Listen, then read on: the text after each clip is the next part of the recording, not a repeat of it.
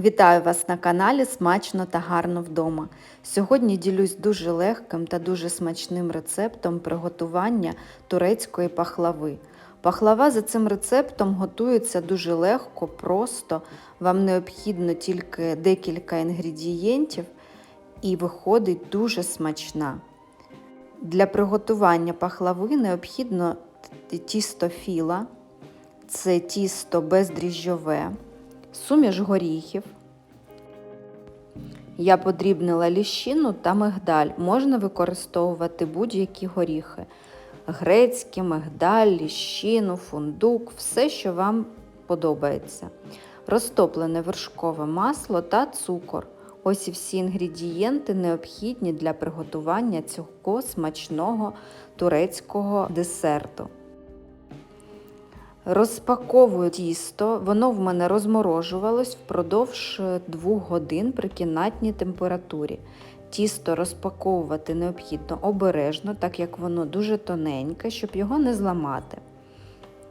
Розкладаю його на рівненьку поверхню та відділяю один шматочок тіста і змащую добре розтопленим вершковим маслом.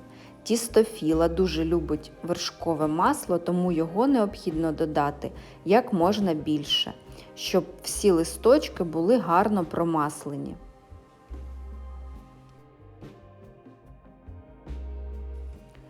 Зверху накриваю другим шматочком тіста і повторюю те ж саме, також змащую добре вершковим маслом.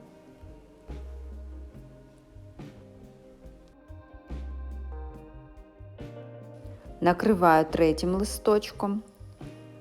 Дивіться за своїм смаком. Можна навіть скручувати кожен рулетик із 2 шматочків тіста, можна з 3, можна з 4. Я зробила половину з 3 листочків, половину з 4.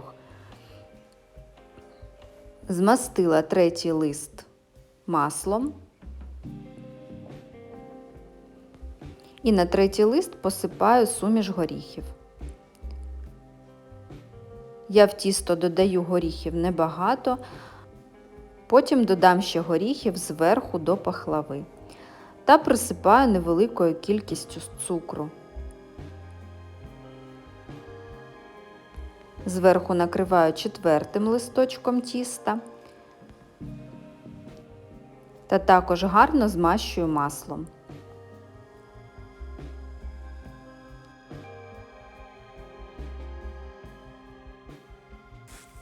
Тепер необхідно скрутити пахлаву, для цього я використовую звичайну трубочку, на неї намотую харчову плівку і ось таким чином скручую рулетик для майбутньої пахлави.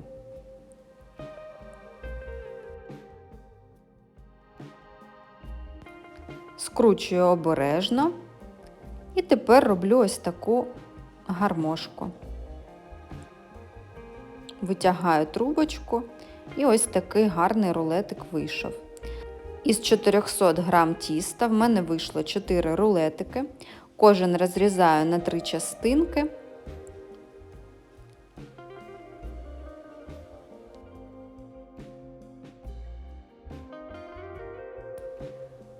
Беру деко для запікання, виливаю в нього залишене вершкове масло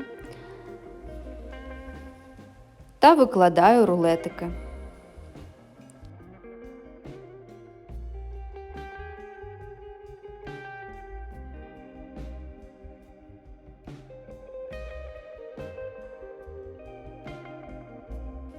Відправляю пахлаву запікатись у духовку на температурі 180 градусів впродовж 20-25 хвилин. Цим часом займусь приготуванням сиропу. Для сиропу я беру 1 склянку води та 1 склянку цукру. Також додаю 1 чайну ложку соку лимона. Відправляю сироп на вогонь та від закипання варю його впродовж 5 хвилин.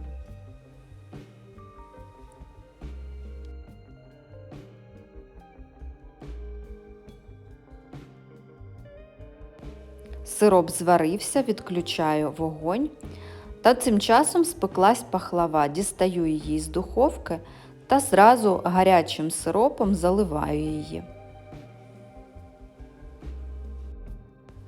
Так вона гарно пропитається смачним солодким сиропом.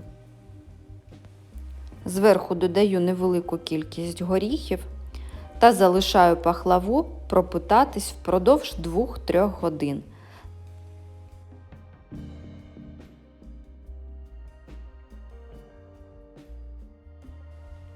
Пройшло 2 години, моя пахлава гарно пропиталась, вже зовсім нема сиропу, весь сироп впитала вона в себе. Викладаю її на тарілку, також прикрашаю горішками та вже можна ласувати цим дуже смачним та гарним турецьким десертом. Пахлава за цим рецептом, як бачите, готується дуже просто, швидко та виходить дуже смачна, солодка і зовсім без заморочок. Тому дякую вам за увагу, підписуйтесь на мій канал, ставте вподобайки та до зустрічі у наступних відео.